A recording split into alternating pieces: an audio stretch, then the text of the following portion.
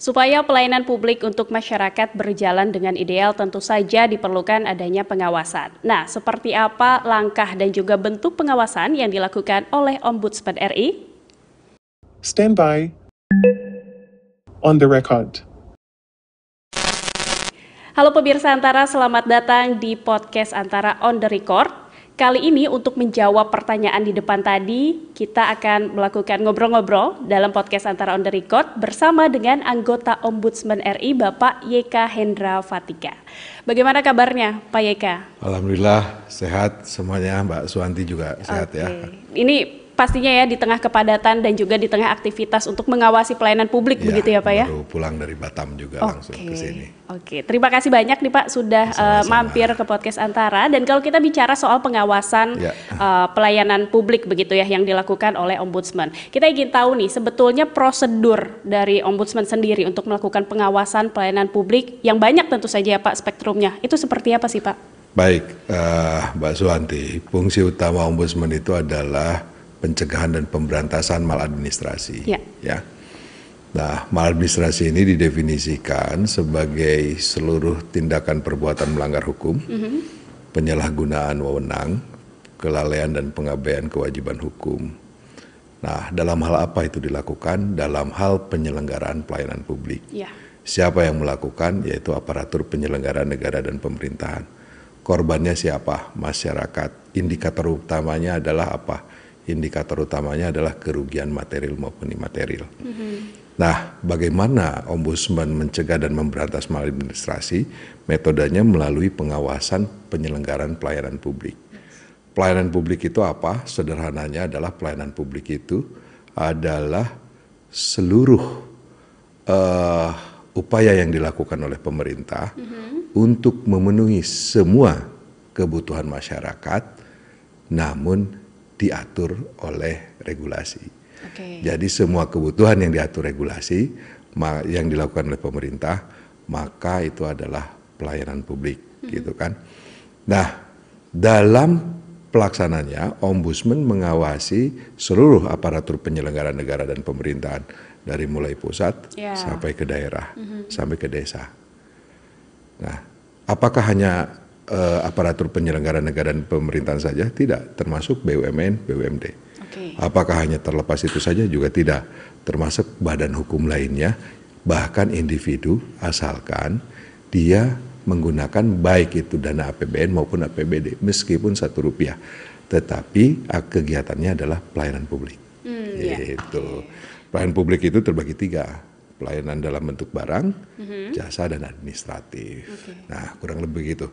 Nah, karena pelayanan publik itu harusnya dilakukan oleh pemerintah, dan ketika pemerintah tidak memberikan pelayanan yang baik, maka masyarakat akan menderita kerugian, baik material atau imaterial. Masyarakat yang mengalami itu segera lapor ke Ombudsman. Nah, caranya mudah. Nah, kami memiliki 8 kanal mudah sekali, dari mulai telepon, SMS, WA, email, mau voice call juga mudah sekali. Bahkan kalau tidak pulsa, bilang saja mau lapor Ombudsman, pasti nanti kami akan feedback. Cepat, di follow up begitu ya oleh Ombudsman. Tapi sebelum lebih jauh ke layanan pelaporan itu seperti apa begitu, ini untuk Ombudsman sendiri dalam melakukan pengawasan tersebut ya Pak, apakah ini memang menunggu laporan dari masyarakat yang mengalami kerugian tadi, atau memang Ombudsman bisa melakukannya secara inisiatif sendiri begitu ya? Ya, ada stelsel pasif. Stelsel pasifnya itu kami menunggu laporan masyarakat. Dan ketika seluruh persyaratan formil materialnya terpenuhi, tidak boleh menghindar. Harus dituntaskan sampai tuntas. Yang kedua, di Indonesia ini banyak juga silent citizen, para petani, para nelayan, orang yang putus asa. Nah, kalau terhadap isu-isu yang seperti ini, maka Ombudsman harus mengaktifkan stelsel aktifnya, yaitu dengan cara investigasi atas prakarsa sendiri. Jadi tanpa harus ada laporan masyarakat, kami bisa melakukan investigasi atas prakarsa sendiri. Nah, itu yang kedua. Yang ketiganya, bagi hal-hal yang sifatnya antisipatif ya, misalnya ini ada kebijakan baru tapi berpotensi nanti maladministrasi, maka kami bisa membuat semacam policy brief, systemic review ataupun rapid assessment, nanti outputnya berupa saran. Oh oke, seperti rekomendasi begitu ya, harus dijalankan seperti apa? Nah, saran, berbeda rekomendasi. Rekomendasi itu adalah mahkotanya ombudsman. Nah, jadi rekomendasi itu terjadi pada saat misalnya sudah ada terbukti maladministrasi, maka ada tindakan korektif dulu. Nah, tindakan korektifnya dijalankan nggak? Kalau tidak dijalankan, baru keluarlah rekomendasi. Nah, rekomendasi ini sudah output tertinggi dari Ombudsman Republik Indonesia. Rekomendasi ini diberikan kepada siapa? Biasanya kepada pejabat paling tinggi. Kalau misalnya yang melakukan maladministrasinya adalah menteri, maka rekomendasi ini nanti disampaikan kepada presiden, misalnya. Kalau dirjen kepada menteri. Gitu. Kepada superior di atasnya begitu dan ya. Dan selain itu, Ombudsman juga berwenang untuk memberikan masukan dan saran kalau ada regulasi atau peraturan yang itu memang berpotensi terjadinya maladministrasi. Gitu. Ini juga menarik ya. Kita akan bahas nanti. Tapi untuk pemrosesan begitu ya, dari bisa pengaduan atau laporan dari masyarakat begitu, atau juga inisiatif dari ombudsman sendiri. Ini prosesnya berapa lama sebetulnya Pak dalam melakukan misalnya ada satu kasus maladministrasi? Seperti itu. Gambarannya. Karena pimpinan ombudsman itu berjumlah 9. Dari 9 pimpinan ombudsman itu 7 orang yang memang mengampu substansi, artinya yang menangani laporan masyarakat ada 7 pimpinan, dan saya adalah salah satunya. Saya mengampu substansi perekonomian 1, di dalamnya ada isu perdagangan, perindustrian dan logistik, ada pertanian dan pangan, ada sektor keuangan, ada pengadaan barang dan jasa, dan terakhir pajak, bea dan cukai. Nah, ini sekedar gambaran saja. Artinya yang 6 pimpinan yang lainnya mencakup isu-isu yang lainnya. Ada hukum, politik dan lain sebagainya. Nah, ini sekedar gambaran tadi untuk menjawab pertanyaan Pak. Saya dikukuhkan 2021 sampai sekarang ini menangani 252 laporan. Dari 252 laporan yang selesai 133 laporan. Nah, kalau kita lihat dari Februari semenjak saya dikukuhkan 2021 sampai sekarang, itu kurang lebih 720 bulan. Nah, kalau 720 bulan dibagi 133 laporan, maka akan ketemu. Laporan itu diselesaikan rata-rata 7 hari kerja. Dan itu tentunya yang memang diharapkan oleh masyarakat begitu ya Pak. Ketika mengalami satu maladministrasi dari pelayanan publik dan melapor untuk mendapatkan pemantauan atau pengawasan dari ombudsman, yang diharapkan masyarakat kan tentu itu ya. Bicara mengenai kasus-kasus yang ditangani, ada 200 sekian dari 2021, itu untuk berarti isunya cakupannya ekonomi saja begitu ya. Yang tadi yang 5 substansi yang saya ampu itu. Itu biasanya apa sih Pak? Yang paling banyak dilaporkan itu terkait urutan pertama itu perbankan. Ya, yang kedua itu terkait perdagangan. Yang ketiga pertanian dan pangan, yang keempat pengadaan barang dan jasa, yang kelima perpajakan. Jadi perbankan, perasuransian dan penjaminan, sektor keuangan itu paling dominan. Paling dominan. Nah, yang kedua adalah perdagangan. Tadi disebutkan bahwa maladministrasi itu indikatornya ada kerugian material. Dari 252 ya, dari 252 totalnya, yang kami tangani itu potensi kerugian masyarakatnya itu sekitar 460 miliar. Kerugian masyarakatnya. Contoh sederhananya misalnya asuransi klaimnya sudah selesai, mau ditagih tapi nggak dibayar, jelas tuh kerugian masyarakat gitu ya. Orang sudah tender pengadaan barang dan jasa, pekerjaan sudah selesai tapi tidak dibayar, jelas tuh kerugiannya gitu kan. Orang sudah mau impor tapi barangnya ditahan, dikarantina, itu jelas itu kerugian materialnya. Nah, kerugian material yang tadi kami belum menghitung kerugian imaterialnya karena bisa debatable. Ini kerugian materialnya saja, potensi dari 252 itu sekitar 490 miliar ya. Nah, dari 133 yang sudah diselesaikan itu ternyata yang kami selamatkan itu sebanyak 390 miliar rupiah. Ini dinamika dari banyaknya laporan yang diberikan oleh masyarakat itu seperti apa sih Pak? Apakah meningkat begitu fluktuasinya, ataukah memang sudah mulai menurun? Artinya mungkin ada perbaikan ya dari pelayanan publik yang dilakukan oleh pemerintah begitu. Nah, ini uniknya. Saya sebut saja contoh kasusnya badan laporan terkait perdagangan, sistem perdagangan alternatif yang dikelola oleh Bursa Berjangka Komoditi, Bapepti. Pengawasnya adalah Bapepti, Badan Pengawas Perdagangan Berjangka Komoditi. Jadi yang mengawasinya Bapepti. Subjek yang diawasinya adalah perdagangan komoditas dan sistem perdagangan alternatif, ya mirip kripto lah begitu ya. Oke, baik. Semacam begitu. Waktu saya masuk belum ada tuh laporan itu. Setelah itu ada satu ditangani, ternyata berbondong-bondong orang lapor ke ombudsman. Oke. Satu yang speak up begitu ya, yang lain juga ikut speak up. Jadi memang trennya sunatullahnya terus meningkat karena begitu orang puas dengan pelayanan ombudsman, yang mengadu semakin banyak. Dulu banyak orang yang takut mau mengadu. Nah, setelah dibangun sistem yang sedemikian rupa, sekarang mulai banyak yang ngadu. Ini alurnya sebetulnya seperti apa sih dari masyarakat mungkin ya yang melaporkan adanya kerugian yang dialami, terus melaporkan kepada ombudsman. Dari situ follow up-nya seperti apa tuh Pak? Yang pertama yang jelas silahkan mengadu ke ombudsman, bisa datang langsung, bisa melalui surat, bisa SMS, WA dan segala macamnya. Berbagai kanal. Ya, nah yang jelas nanti setelah mengadukan kami akan cek prosedurnya, persyaratan formil material. Nah ini yang menjadi masalah. Kok mau mengadu sampai harus seribet itu. Nah ini untuk memastikan bahwa yang mengadukan itu adalah betul-betul jelas. Jangan sampai nanti yang mengadukan itu sembarangan. Karena fiktif gitu kan. Oleh karena itu mohon maaf nih, karena banyak masyarakat jujur saja yang mengeluh terkait mekanisme pemenuhan persyaratan formil material. Karena harus dipastikan bahwa yang bersangkutan itu betul-betul yang mengalami permasalahan. Bukan kata orang, oh kami mau mengadukan kasus si Anu. Nah tapi si Anunya nggak pernah datang gitu kan, yang repot. Jadi ada persoalan satu, formil materialnya harus diselesaikan.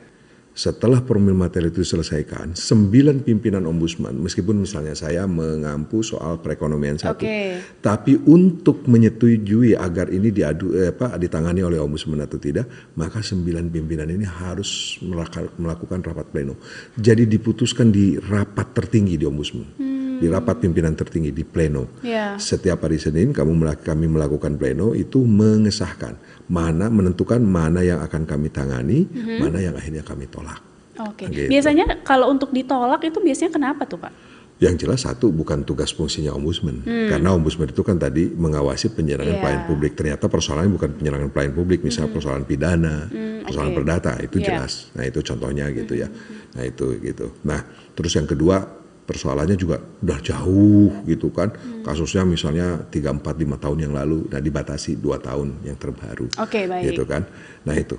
Nah dari persyaratan formil materi ini tentunya harus ada kerjasama. Bisa cepat, bisa sehari selesai, tapi juga banyak yang sampai 2 bulan, 3 bulan. Karena tidak begitu kurang lengkap, kadang pelapornya tidak kooperatif, lupa, tidak menanggapi, kami sudah kirim pesan, tidak direspon dan lain sebagainya. Gitu kan. Itu ada tantangan ya setiap mengerjakan satu kasus. Tapi gitu juga ada yang cepat 1 hari banyak yang selesai. Nah habis itu masuk ke pleno. Nah di pleno berarti ada waktu 1 minggu ya dari pengaduan masyarakat sampai ke pleno. Setelah itu baru ditangani oleh kelompok keasistenan utama yang menangani. Misalnya saya kalau perekonomian berarti saya nanti yang menanganinya. Gitu. Baik. Nah, berapa lama di kami ditangani? Ya itu tadi, bisa cepat, bisa sedang, bisa lama. Kadang di awal berpikir ini mudah persoalan, tapi setelah digali persoalan ternyata melebar, bisa lama. Gitu. Jadi itu akan menyesuaikan dengan kasus per kasus juga begitu ya Pak? Yang jelas sampai keadilan itu terpenuhi. Nah ini salah satu juga nih Pak yang menjadi rasa penasaran kali ya. Ini ketika masyarakat melaporkan kepada ombudsman, kerahasiaan identitas dari pelapor tersebut seperti apa? Bagi pelapor yang ingin dirahasiakan, kami jamin dirahasiakan. Banyak pelapor contohnya adalah yang melaporkan terkait persoalan tata niaga impor bawang putih, serem itu di situ. Itu kami jaga rahasianya. Artinya sekarang sebetulnya sudah tidak perlu takut lagi begitu ya untuk melaporkan. Takut. Kami punya whistleblower system yang menjamin siapapun pelapornya asal disampaikan bahwa kami ingin dilindungi informasinya maka akan dilindungi, termasuk informasinya. Tapi untuk lembaganya sendiri, mungkin tadi ya ketika ada kasus yang besar atau tanda kutip serem begitu ya Pak untuk dilakukan pengawasan terhadap administrasi yang dilaporkan, ini resistensi dari lembaganya sendiri ketika dilakukan pengawasan oleh ombudsman, ada nggak sih Pak sebetulnya yang melakukan resistensi seperti? Mereka marah gitu ya, mereka marah. Ya banyak juga sih yang mereka misalnya keberatan dengan pemeriksaan oleh ombudsman. Tapi jangan lupa kan kami bekerja juga dibekali dengan mandat undang-undang. Di situ disebutkan kalau memang menghalangi pemeriksaan ombudsman maka sanksinya pidana 2 tahun penjara atau denda 1 miliar. Gitu. Terus juga kalau mereka misalnya tidak senang dengan pemeriksaan ombudsman, mau menggugat memperkarakan secara hukum, ombudsman punya hak imunitas dan itu dilindungi dalam disampaikan tertera dalam undang-undang. Jadi selama anggota ombudsman bekerja memang sesuai dengan tupoksinya, tidak bisa diperkarakan secara hukum. Oke, tapi prosedurnya sendiri ada ketika suatu lembaga begitu yang mendapat pengawasan ombudsman untuk melakukan menyampaikan keberatan misalnya, ada prosedurnya ada sendiri. Prosedurnya. Begitu ya? Makanya yang penting itu dalam proses pemeriksaan kami itu harus mengedepankan pemeriksaan yang humanis. Ya. Jadi yang humanis itu ya artinya kami menghargai martabat lembaga, menghargai martabat orang. Nah, namun manakala yang bersangkutan misalnya tidak kooperatif, nah di sini juga tentunya mekanisme harus berjalan. Kalau misalnya dipanggil nggak datang, panggilan kedua tidak datang, panggilan tidak datang, maka bisa nanti kami memanggil secara paksa. Kalau dinilai menghalang-halangi, maka kami bisa memperkarakan, mengadukan yang bersangkutan, melaporkan dengan tindakan pidana atas perbuatan menghalangi pemeriksaan ombudsman. Mengapa ini penting? Gini, ombudsman ini dalam memutuskan sebuah perkara selalu berpegang terhadap regulasi. Ya, tentu. Nah, oleh karena itu, tindakan korektif yang harus disajikan, yang harus dihasilkan oleh ombudsman, termasuk sarannya, harus sesuai dengan permasalahannya. Nah, pemeriksaan itu pada hakikatnya untuk memastikan betul-betul sumber masalahnya itu apa. Karena kalau kita gagal merumuskan masalah, maka kita akan gagal merumuskan solusi. Nah, bagaimana mungkin kita mau mendefinisikan masalah kalau data dan informasinya dihalang-halangi? Nah, di situ, gitu kan. Jadi pisau bedahnya regulasi yang mereka keluarkan sendiri. Jadi bukan subjektivitas ombudsman. Betul. Itu karena tadi maladministrasi kan melanggar perbuatan hukum. Maka hukum mana yang dilanggar? Prosedur mana yang dianggar? Regulasi mana yang misal tidak dijalankan? Pasti regulasi yang mengatur mereka sendiri, gitu. Bukan regulasi abal-abal ataupun juga subjektivitas ombudsman. Jadi gitu. Nah, makanya kalau menghalang-halangi, susah kami mau merumuskan solusinya. Begitu. Nah, bicara juga mengenai pelaksanaan tadi pelayanan publik begitu ya Pak. Belakangan ini atau akhir-akhir ini kan juga kita sudah menggunakan banyak ya pelayanan-pelayanan publik yang menggunakan digital begitu ya Pak.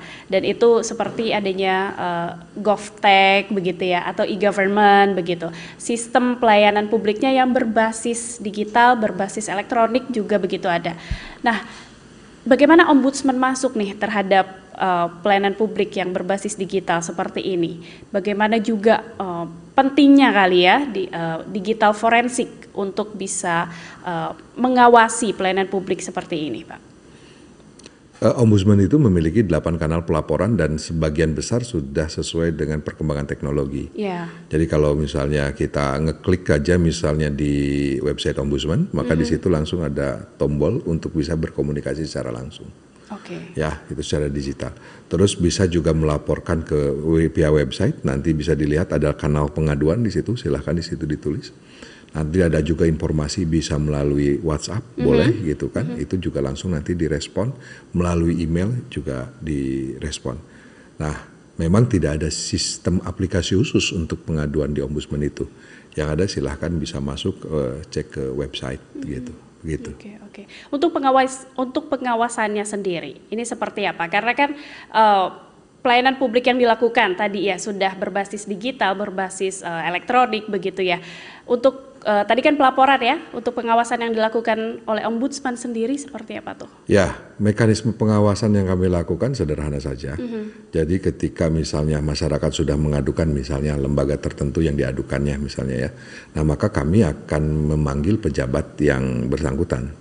Nah, dimintai keterangannya sampai terbukti apakah ada maladministrasi atau tidak. Kalau ternyata yang dilakukan oleh lembaga tersebut itu adalah sudah sesuai dengan prosedur, maka kami nyatakan tidak ada maladministrasi, berarti tidak ada kerugian masyarakat, case close. Namun ketika setelah diperiksa ada tindakan, ternyata ada maladministrasi, melahirkan tindakan korektif, berarti di situ ada kerugian masyarakat yang harus diselamatkan. Tindakan korektifnya apa? Banyak. Bisa misalnya kalau ada kerugian, misalnya contoh tadi barangnya disita ya dikeluarkan, dilepas ya. Kalau asuransinya belum dibayar, bayarkan. Bahkan termasuk tindakan korektifnya kalau ada regulasi yang salah dirubah regulasinya dan kami kawal.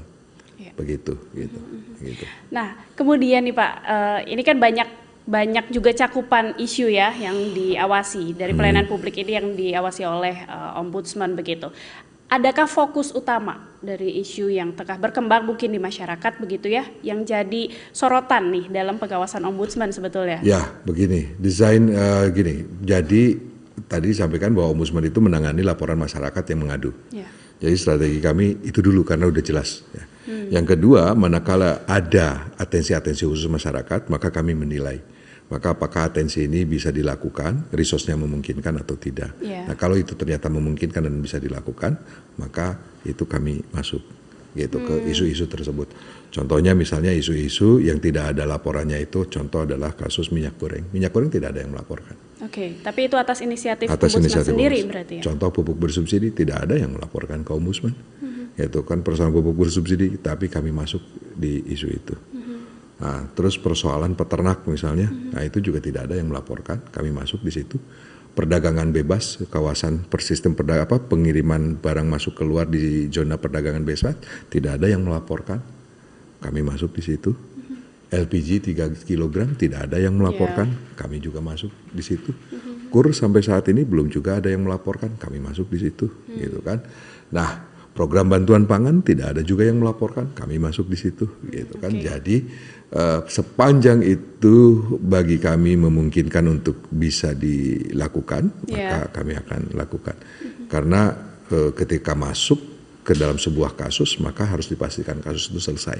Karena di situ ada timingnya, ada waktu yang harus baku mutu yang harus kami pertanggungjawabkan, gitu. Tapi mungkin begini Pak. Sebetulnya strategi ke depan ya supaya sosialisasi dan juga ajakan dari Ombudsman agar masyarakat juga ikut ya mengawasi atau berpartisipasi dalam pengawasan pelayanan publik. Ini seperti apa Pak kalau bisa disampaikan? Begini, Ombudsman itu kan pengawas eksternal yang dilabeli oleh negara. Satu-satunya lembaga yang mengawasi penyelenggaraan pelayanan publik itu Ombudsman. Namun demikian pada hakikatnya yang disebut dengan pengawas eksternal itu bukan hanya Ombudsman, termasuk media, termasuk masyarakat. Oleh karena itu kami mengimbau kepada masyarakat jika memang di tempat Bapak Ibu semuanya ada pelayanan publik yang buruk, segera laporkan ke Ombudsman. Mudah-mudahan dengan langkah seperti itu pelayanan publik menjadi semakin lebih baik lagi. Yes, karena itu intinya ya Pak ya. Adanya pengawasan ini memang tujuannya adalah untuk meningkatkan kualitas dari pelayanan publik begitu yang diberikan. Jangan lupa, pemerintah itu bukan penguasa. Tapi pelayan masyarakat. Bagi masyarakat, begitu. Setuju. Oke. Terima kasih banyak ini Pak Yeka untuk ngobrol-ngobrolnya mengenai pengawasan dari pelayanan publik yang dilakukan oleh Ombudsman. Kita mungkin bisa ngobrol-ngobrol di sesi lain waktu ya Pak ya. Anytime. Ya pemirsa Antara jangan lupa untuk menyimak podcast Antara di YouTube Antara TV Indonesia dan juga kanal antaranews.com, juga Spotify Podcast Antara dan Noise Podcast Antara. Kita akan ketemu lagi dalam episode podcast Antara selanjutnya. Sampai jumpa. Sampai jumpa. Stand by. On the record.